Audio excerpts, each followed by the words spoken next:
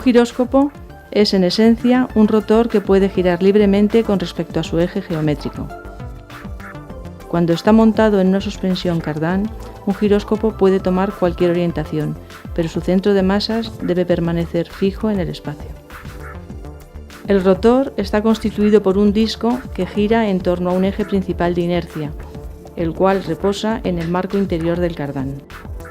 Este marco, a su vez, está conectado con el marco exterior llamado semianillo del cardán, mediante otro eje que permite su rotación. Finalmente, el semianillo puede girar alrededor de un eje vertical, que pasa por el soporte. En condiciones normales, los tres ejes, el de rotación,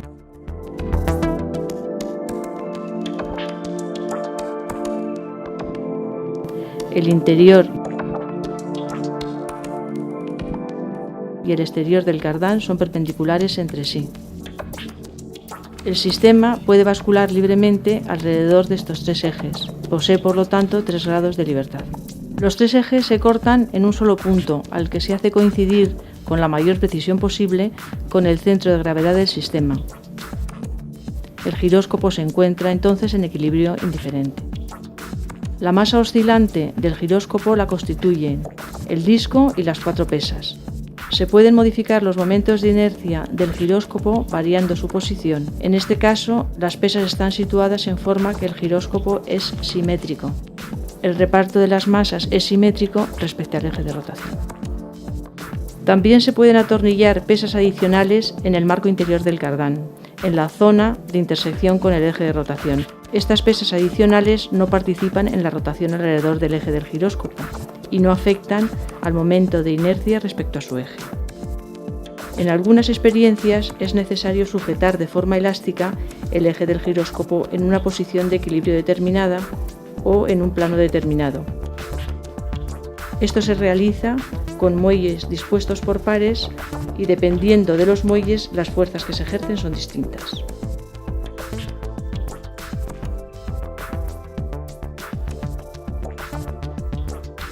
El modelo tiene además unas agujas flechas y un cepillo de amortiguamiento. Las flechas sirven para visualizar el funcionamiento del giróscopo. En ausencia de las pesas adicionales, el momento resultante de las fuerzas es nulo y el momento angular del sistema permanece constante.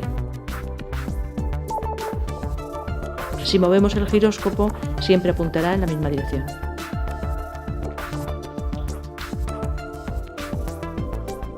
Si añadimos las pesas, el momento del giróscopo ya no es nulo y el momento angular experimenta un cambio con el tiempo. Este cambio del momento angular siempre está en la dirección del momento. El movimiento del eje de rotación alrededor de un eje fijo debido al momento externo se conoce como movimiento de precesión. Además de este movimiento, el giróscopo puede realizar otro movimiento que se conoce con el nombre de movimiento de nutación.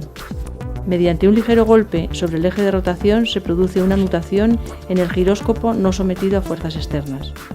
Se estudia la relación entre la frecuencia de precesión o de nutación y la frecuencia del giróscopo para distintos momentos de inercia.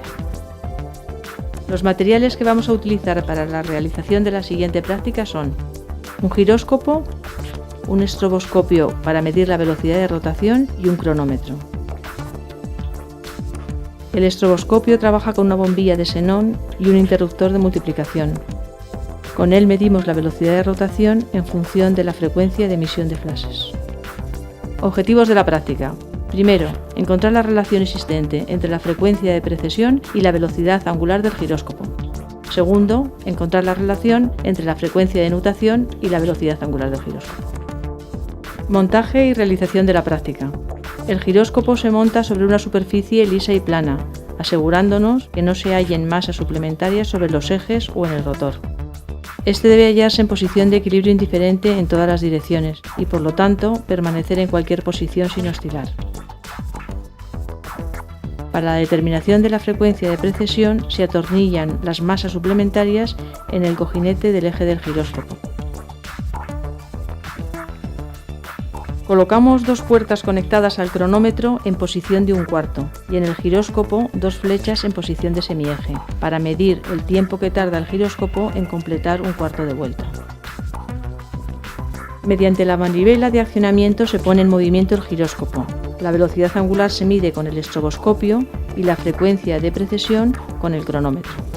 Anotamos en una tabla el tiempo en segundos que tarda el giróscopo en dar un cuarto de vuelta debido a la precesión, y con el estroboscopio medimos simultáneamente en revoluciones por minuto la velocidad de rotación del disco. En la primera columna figura el tiempo en el cuarto de vuelta y en la segunda la velocidad de giro en revoluciones por minuto. Se observa que la velocidad del giróscopo disminuye y que el tiempo de un cuarto de vuelta también lo hace, es decir, que aumenta la velocidad de precesión. En la tercera columna figura el tiempo de una vuelta completa, que obtenemos multiplicando la primera columna por 4. La siguiente es la velocidad del giróscopo expresada en revoluciones por segundo, que lo hemos obtenido a partir de las revoluciones por minuto de la segunda columna. En la última columna figura la frecuencia de precesión, que obtenemos calculando la inversa del tiempo en una vuelta. La gráfica la realizamos utilizando la frecuencia de rotación del disco y la frecuencia de precesión. Se observa que al aumentar la frecuencia de giro del disco, disminuye la frecuencia de precesión. Se quitan las masas suplementarias para medir la nutación. Un breve golpe con la mano sobre uno de los cojinetes del giróscopo produce la nutación. Se miden las frecuencias de nutación para distintas velocidades del giróscopo y se observa que al aumentar la velocidad del giróscopo aumenta la de nutación.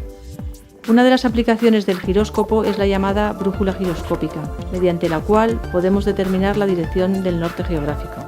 El giróscopo se sitúa de modo que su eje se conserve en posición horizontal. En nuestro caso, la posición se fija con ayuda de unos muelles.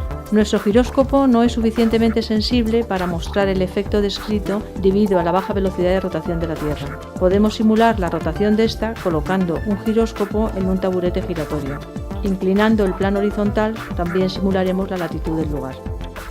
Si suponemos, para simplificar, que inicialmente el eje del giróscopo señala la dirección este-oeste, al girar la Tierra, el plano horizontal y la dirección este-oeste rotan de la misma manera, lo que equivale a aplicar un momento en la dirección sur-norte, y el eje del giróscopo, bajo su efecto, girará señalando el norte geográfico. Dependiendo del sentido de giro del taburete, observamos que el giróscopo apunta al norte o al sur, debido al cambio de signo del momento que lo produce.